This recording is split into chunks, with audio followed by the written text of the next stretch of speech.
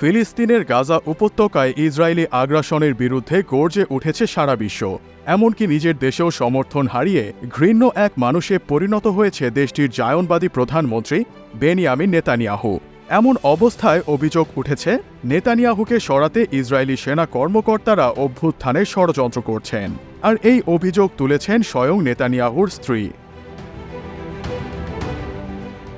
গত মঙ্গলবার রাতে বার্তা সংস্থা আনাদোলুতে প্রকাশিত এক প্রতিবেদনে বলা হয়েছে, নেতানিয়াহুর স্ত্রী তার স্বামীর বিরুদ্ধে সামরিক অভ্যুত্থানের চেষ্টার জন্য দেশটির শীর্ষ সেনা কর্মকর্তাদের অভিযুক্ত করেছেন।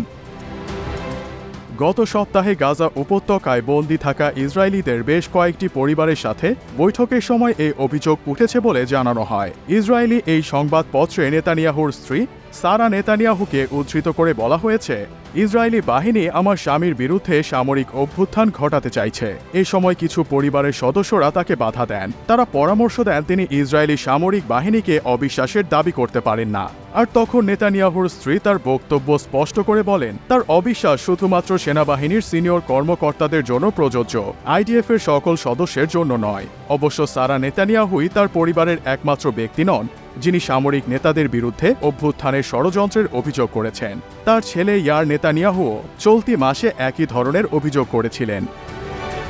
ইয়ার গত বছরের 7 অক্টোবর হামাসের হামলার সময় সামরিক এবং শিন বেট নিরাপত্তা পরিষেবাকে বিশ্বাসঘাতকতার জন্য অভিযুক্ত করেছেন। গত 17 জুন সোশ্যাল মিডিয়া প্ল্যাটফর্ম এক্সে দেয়া এক পোস্টে তিনি লেখেন, তারা কি আড়াল করার চেষ্টা করছেন? যদি বিশ্বাসঘাতকতা না হয় তাহলে কি ঘটেছে তা সামনে আনতে বহিরাগত ও স্বাধীন দলগুলোর তদন্তকে ভয় পায় কেন? তিনি আরও বলেন, কেন সেনাবাহিনী এবং গোয়েন্দা প্রধানরা দাবি করতে থাকেন যে হামাসকে নিবৃত্ত করা হয়েছে? 7 অক্টোবর বিমান বাহিনী কোথায় ছিল? সাম্প্রতিক মাসগুলোতে অনেক ইসরায়েলি উচ্চ পদস্থ নেতা গত বছরের 7 অক্টোবর হামাসের হামলা ঠেকাতে ব্যর্থতার দায়ভার গ্রহণ করেছেন, যদিও নেতানিয়াহু এ হামলার কোনো দায় স্বীকার করতে রাজি নন।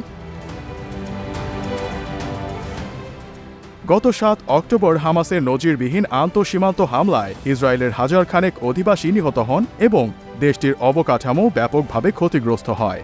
সেদিন থেকে গাজায় নৃশংসভাবে হামলা শুরু করে ইসরায়েলি বাহিনী, যা এখনও চলমান।